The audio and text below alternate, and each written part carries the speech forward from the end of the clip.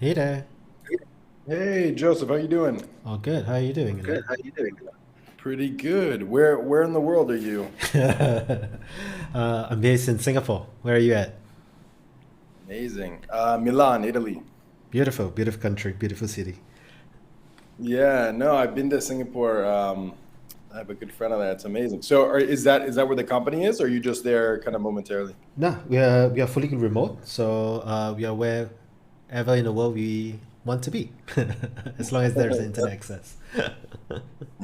I love that. Cool. So, tell me a little bit. You booked a call, so curious. To learn more. Sure, I checked out Contact Out. Looks very cool. And both my co-founder are like, wow, this is like a very powerful product. So, I'd love to learn more, sure. especially as it comes to kind of triggers and whatnot. Sure, awesome. So I'm Joseph. I'm the head of content at Contact Out. So currently, right now, so give you a basic introduction on Contact Out. So Contact Out, we are basically a data intelligence, lead intelligence platform for mainly for recruiters and sales reps, but all sorts of people kind of use us, where we have the database of over 300 million people around the world, about 60 million companies all around the world. So our primary thing is providing contact information to sales reps and recruiters for that they can prospect or they can place candidates. That's the basic of it. Currently, right now, we for next year we have obviously big goals, big targets that we want to hit for our sales in terms of our revenue as well. I'm sure every company is at the stage of their their planning to get those big goals. So we are no different. One of the areas that we are looking to improve is helping our sales reps to get better opens, better replies, more qualified leads into the pipeline. And basically getting more replies. I think that's the key. So I think, especially at scale, and making sure that we can, like your tagline on your website, hit the right people, hit the right time, at the right message. So that is basically what we're looking for as well. Very cool. So, are you guys? But I saw that you guys do a certain amount of personalization yourself. You're Yeah. doing at least like it. So, is what is the typical kind of I guess sales flow for the outbound team look like? Are you kind Sure. of, I mean, you have these content, imagine you're using your own database, maybe I'm wrong, and then are you putting them into sequences? Are you personalizing your messages? Yep. So good question. So for us, we use Salesloft for our sales team. Our CRM is Salesforce. So bunch of leads that we have would be in our database, yes. But most of so there are two sets of leads. One is the warm leads, which is basically our freemium users, our free users. We download them. They are qualified. We will put them to a cadence to reach out to them. The second one is more of the cold outreach, which we prospect mostly on LinkedIn and all. Yeah. Sorry about that, my son. No worries. Dealing with all that. Working from home has Um, its perks. This is one yeah, of and it. it's challenge. Sorry.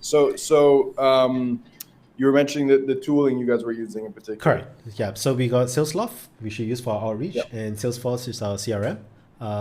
So in terms of leads that we have two sets. There's the warm leads that is basically our freemium users, and there is a so we'll reach out to them, we'll score them and everything, and then there is the cold leads which we prospect, and this is typically once we want to kind of find lookalike companies, lookalike profiles, and reach out to them, and mostly like targeting new markets and new sectors. Yeah. And how are you getting the new leads that you're like? So I understand the warm leads. I'm guessing you have a certain amount of inbound or things Yes. like that. But is there are you using your own database for like the new prospecting, or using Yeah. Zoom Info, Apollo? Yeah. So we use our own, including your standard LinkedIn as well, LinkedIn message. So with our sales reps, some of them come through their inbound through their LinkedIn's as well, through their social selling and all. But they also are doing prospecting using SalesNav. Yeah. Gotcha. And what do you find tends to move the needle the most? Is personalization? Are you guys doing much? I mean, Can you still hear me? I guess, are the reps personalized? Oh, sorry. It No looks worries. like It was chipping off. Yeah. So in terms of personalization, based on our sales love stats, I would say it's around 10%. Not very high. Not a high percentage of emails that is getting personalized. It depends also what you kind of deem as personalization, right? So the typical ones that's using just first name, company, and all that, those Yeah. I think we don't really call that personalization anymore. We are looking for like more real personalization. So those I would say it's harder to do at scale for us, and it's not something that we are practicing.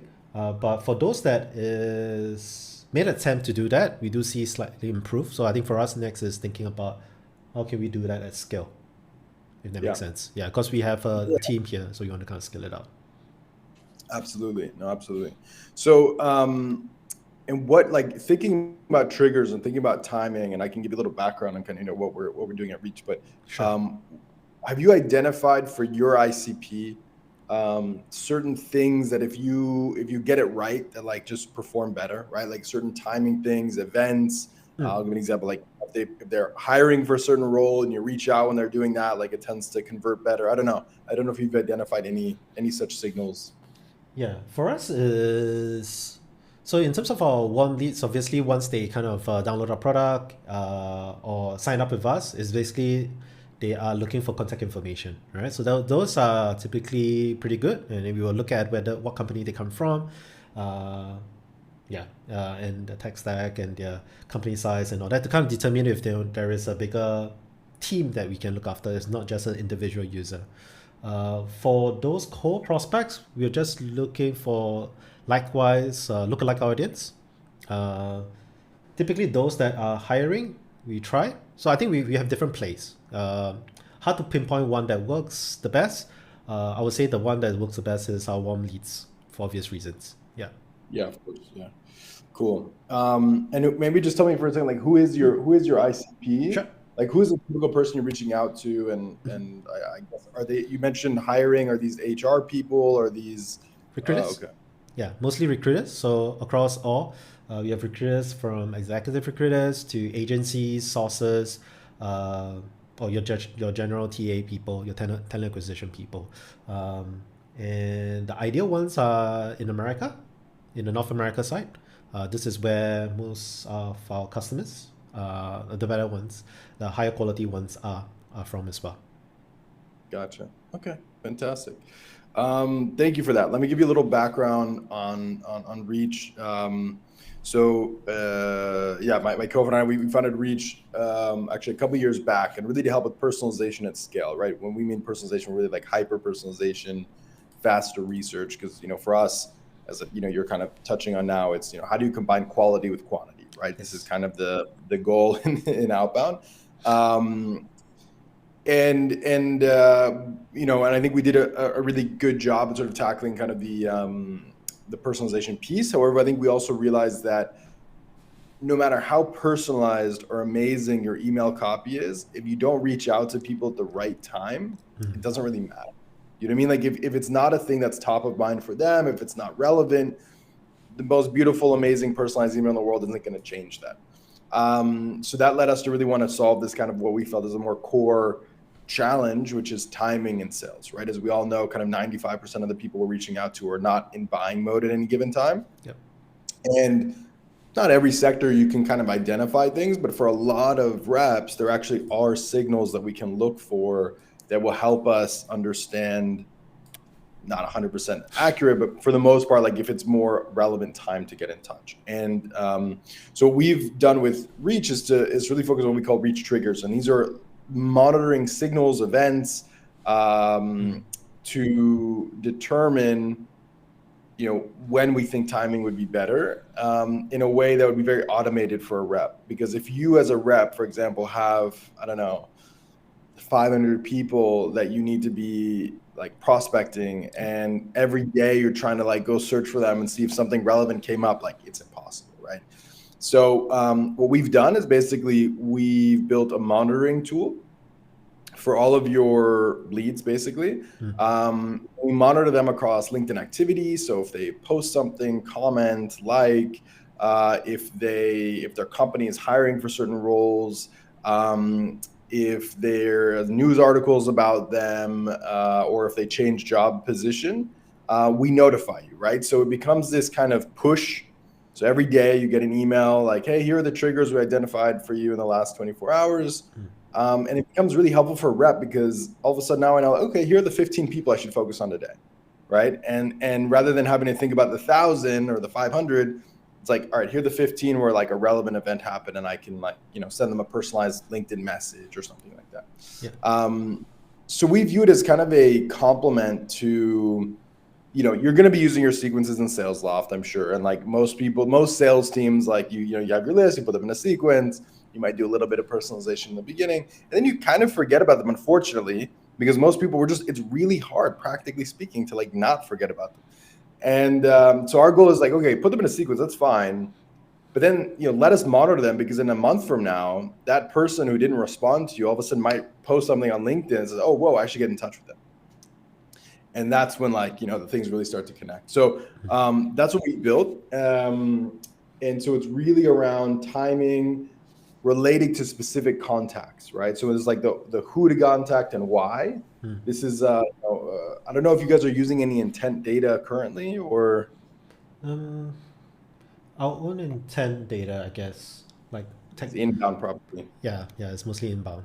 Yeah, that tends to be so there's a lot of really great tools, and I bet you guys probably have some of that are, with inbound, like the sign up stuff, or like reverse IP tracking, or kind of, really, really good. What we found kind of on the intent side when it comes to outbound, it's kind of like the astrology of lead gen data. It's like this very like crystal ball. Yeah, these accounts are like kind of interested in these things, but we don't really know what that means. And it's really hard to reference in an email. And so what we've tried to do is like, no, let's be very clear about what are the events that we've identified, so that you or your reps can say, okay, no, I agree with this. This is a great signal. Or actually, no, I don't agree with this. I don't think it's a great signal. But either way, and when I do outbound, I like to reference it in my email. Like, I read the article that your CEO mentioned X. That's why I'm getting in touch. And like, that's great research. So anyway, we tried to make it very, very concrete. So I don't know if you thought about timing in this way. Like, have you thought about trying to figure out like if there are tracking I don't know, like you booked a demo. So is it something that is it more the timing piece? Is it more the research piece, the personalization piece? Like, what is the thing that is most good question, interesting? Yeah, so for us is we're trying to look for a tool or like a software a solution for us that we can get personalization at scale for the list of folks that we are emailing out. Ideally at the right time, if possible, or at least the last thing that they post, comment, or some sort of event that happened. Anything that's relevant, news, company, whatever, that is related to their profile. If it could be integrated into our SalesLoft, where our sales rep could just click or put a placeholder there and everything happens like magic, that would be great. So that their personalization can go up way more, and hopefully we see our reply rates gets even much better as well. So I think that for us that is key. So we're looking for like any tools or solutions that is able to do that. That would be great. Yeah.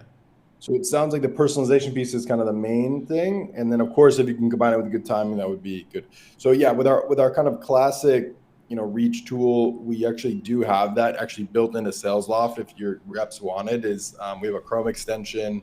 Let me see if I can pull it up, because we have it. It's not our main focus at the moment, although we still have it. Let me see.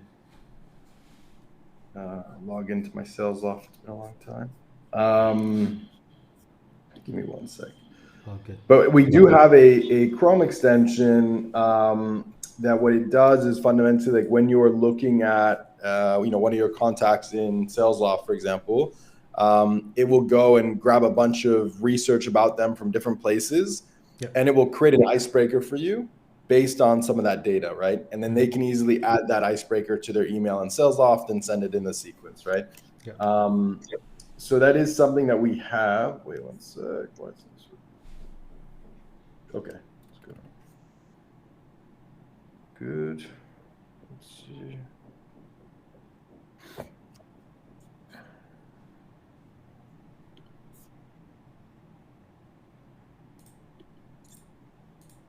Okay.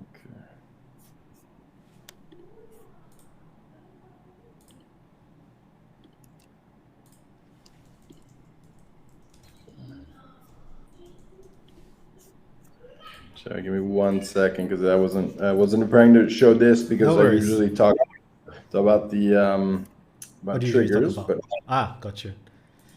1 sec. Here we go. There we go.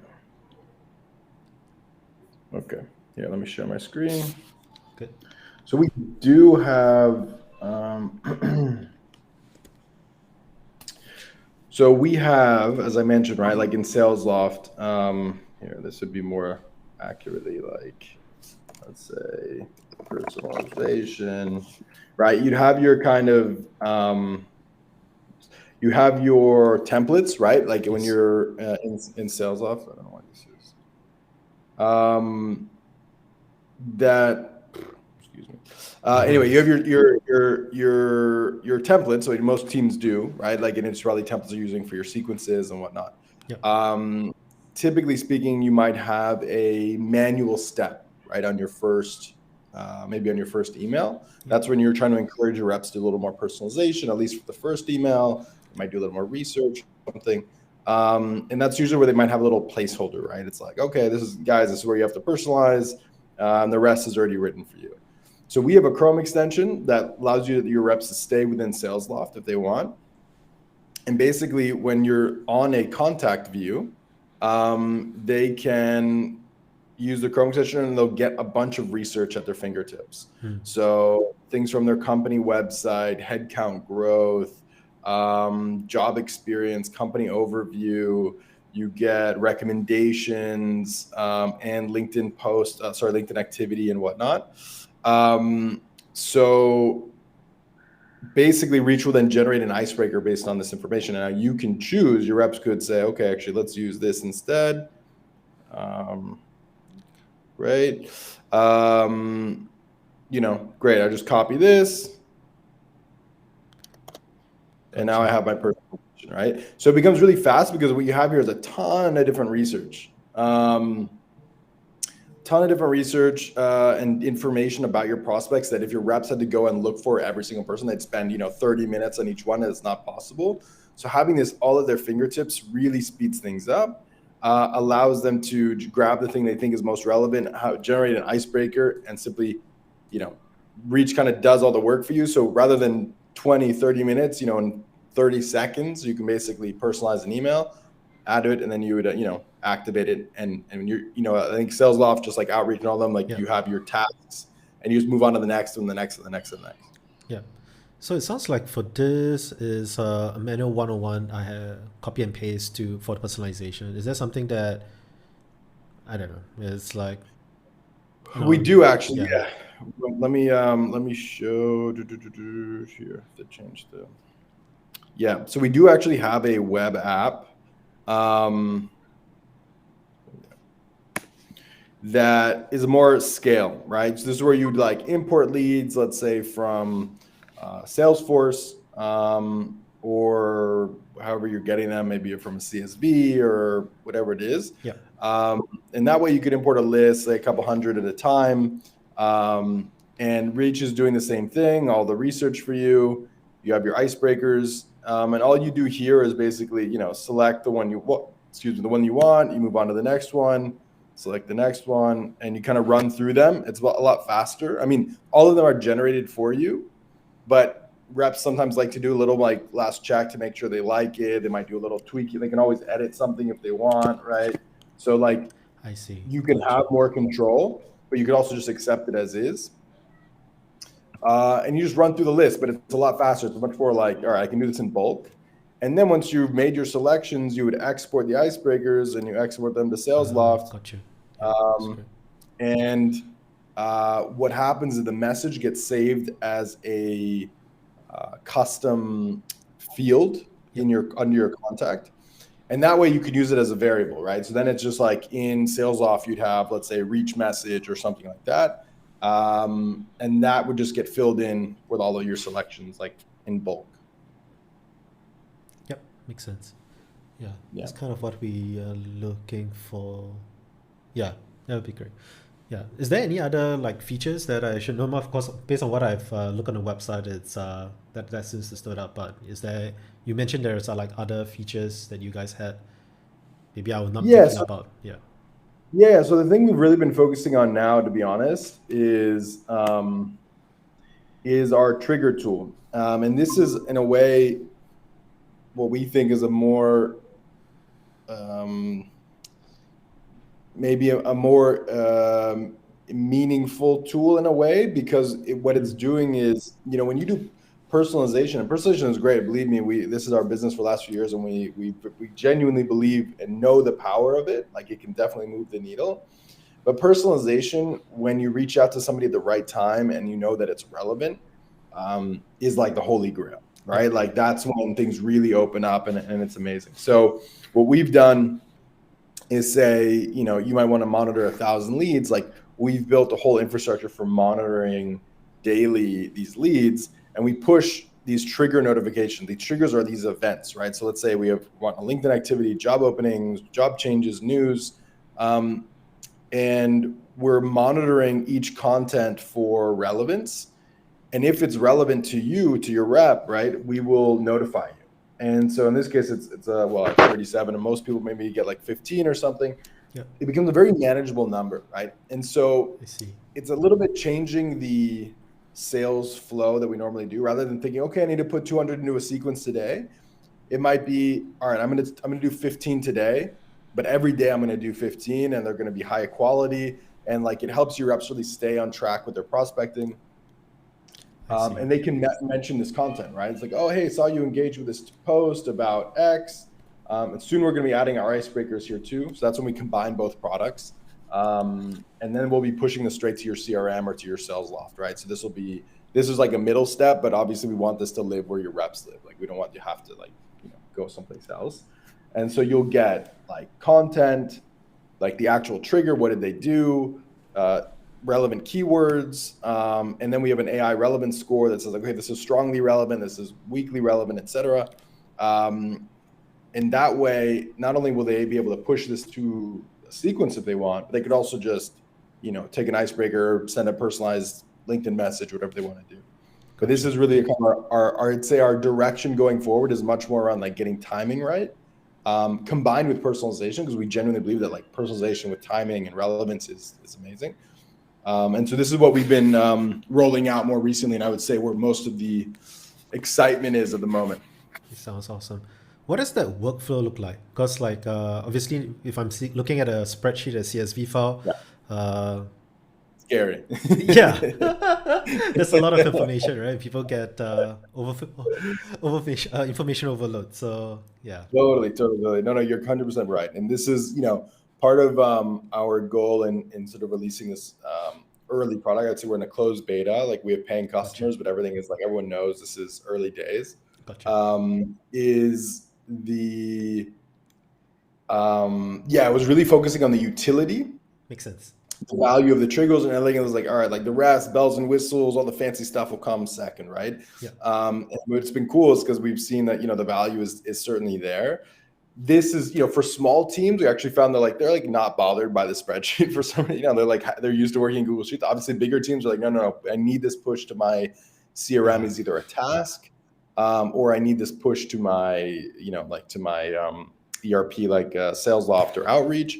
And so that's coming. So we're working on these integrations now. I'd say by early January, we'll have HubSpot followed by Salesforce. Even Slack will be worked on. Some people want Slack notifications. I personally think they'll be overwhelming, but some people like that stuff.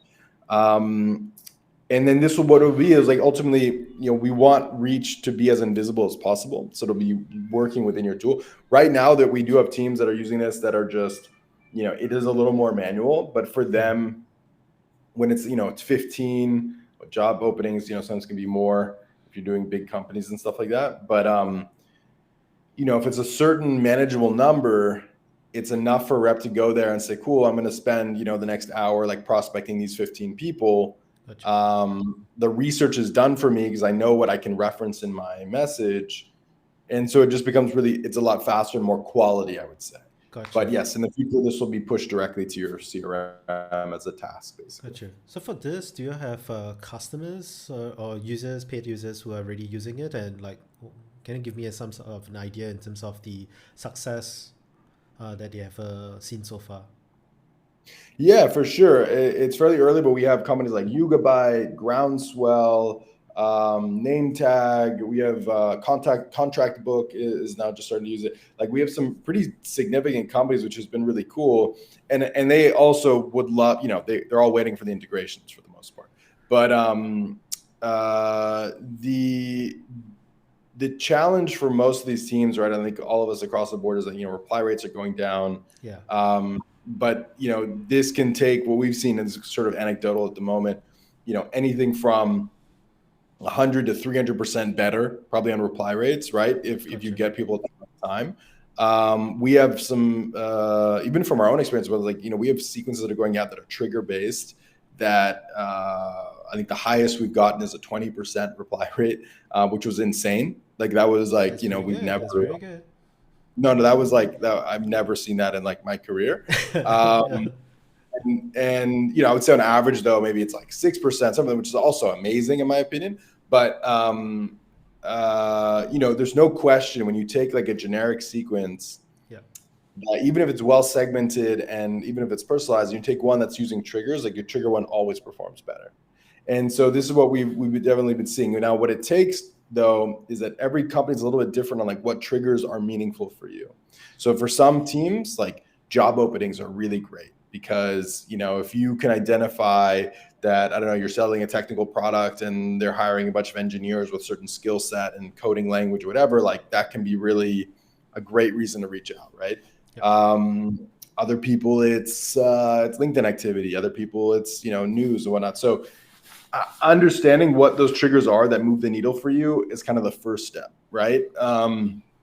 Not everyone knows that. And sometimes they use this to kind of experiment. But yeah, the goal here would be like, all right, which data source would be more interesting for recruiters, for example? Like, is it job openings? I mean, maybe not because unless they have like their own job, like, listings and stuff like that, which it could be. Yeah. Or in which case, like that could be a super powerful one, right? Like if they have their own job listing, it's like, hey, you're hiring for XYZ, and it just becomes a more scalable way to kind of reference those specific job openings. Yeah. Could be that, a lot of recruiters are really active on LinkedIn, posting stuff, jobs they're posting for, they're recruiting for, and like referencing those posts could also be valuable, right? Yeah. So typically for us, like if for job openings play, if we were to launch it, that sequence would be, hey, notice they are recruiting for XYZ. Do you know, we have found another 10, 20 candidates that are similar that fits your job description. Are you open to have a look? So those is helpful if we can kind of find who's the recruiter or hiring manager, mostly the recruiter. That'd be great as well. Yeah. Yeah, exactly. So Yeah, I like that a lot. I think that sounds like it'd be very powerful play. And like what you would do, typically you'd have a list, right? Like of the recruiters that you kind of are identifying and following, and you it ties it back to them. But yeah, you get the description of the job opening, and you can look at it, and I guess I mentioned like the personalization will come too. But that alone, just being able to reference it, be like, "Hey, Aaron, saw that you're hiring for XYZ, sales development representative. We have some, we can help you with some, boosting the candidates, whatever." Like it becomes a very natural message that also shows them that you really researched, what they're doing. Awesome. So it becomes really easy. So yeah, I mean that's kind of where we're at. I mean, it's definitely early days, but I think I have a feeling that this combined with the icebreakers will be really powerful for you. Yeah. However, it could be that the workflow currently will be a little too cumbersome. And so what we can always do is, happy to, connect in January once we have some of the more integration set up. And we can also, if you're interested, right? I mean, obviously I'm just throwing it out there. Yeah, then it makes more sense maybe to try to get you to do a pilot at that point, right? Yeah, makes sense as well. So, question on data. So, in terms of the data security and privacy, obviously, our customer base is US as well as Europe, and obviously both this have a bit of compliance to meet. So, in terms of those data points, how do you guys ensure that is in compliant? So I mean, we don't use any information currently that isn't also publicly available, right? So we're not doing anything that is, say, that would be private to a user that somehow we're exposing to you. And so what this all is essentially aggregating a bunch of information across many different but public sources. And so in that case, in that way, it's compliant kind of by definition. Gotcha. So, public data mostly. Cool. I Yeah. understand. Yeah, we Yeah, understand. yeah. I mean, like, even LinkedIn, right? Like LinkedIn data at the end of the day, it's like, and that's why like LinkedIn has always failed to block, like legally speaking, scrapers. It's just because it's like it is public information. So yeah, so we were maybe one day we'll get into fancier, more secret data, but no, right now it's all stuff you technically could find yourself manually. Yes, you can. If you even if you Google yourself, as well. Yeah, exactly. Gotcha. Can you give me a sense of pricing, just to kind of have a better idea in terms of where you guys are at? Yeah, for sure. So right now, I mean, it's early days, as I mentioned, with kind of the beta. So we've kind of had these discounted pricing until probably, I'd say, 2 months from now, we'll go full commercial and it'll look different. So these kind of early pilots we're doing now to monitor, let's say, 1,000 people. I'm talking about the Trigger tool. Yeah. Is for monitoring 1,000, it's about $350 a month. And then it'll go up from there, right? So I think we're imagining that the first tier, kind of more commercial, will be around 500 a month to monitor that. And then, of course, it's a function of volume. So if you're, we need to monitor 10,000, of course, there'll be discounts in volume, but it'll go up from there. Gotcha. And the output would be a CSV file emailed to the individual sales rep or individual to one account manager? Up to you. Gotcha. Yeah, good question. It's up to you. So like what we do now is, you can, we would just break it up. So for example, you're like, all right, this rep, these are the contacts for them that they care about. These are that we'll just on our back end, we can segment that. Yeah. We'll send specific emails to each rep. So they open up the Google Sheet, they get their own email. It's very easy for them to monitor that way. If you want it centralized and like somebody round robins that off, that's also possible. Probably more work though.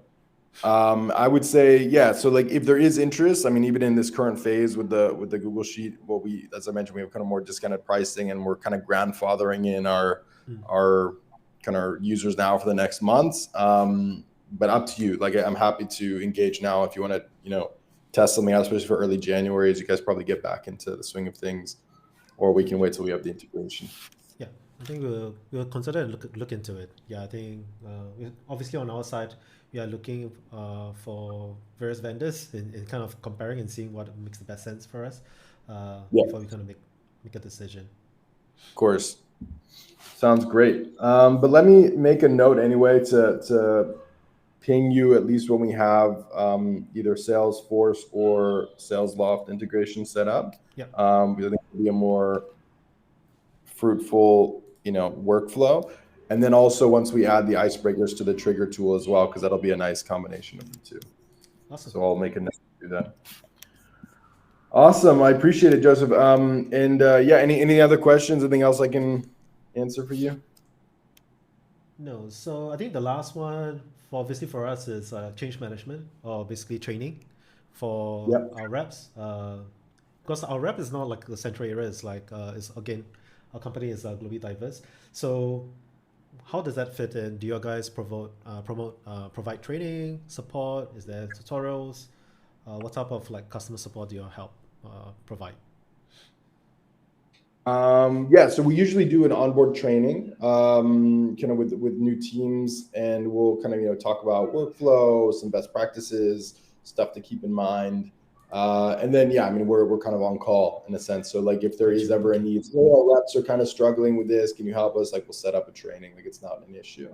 And then of course, usually what we'll do at that point is if it's also of interest, we can set up a Slack connect, so your reps can also bug us whenever they want with questions and stuff like that. Hopefully not too often. That's not a good thing, but yes.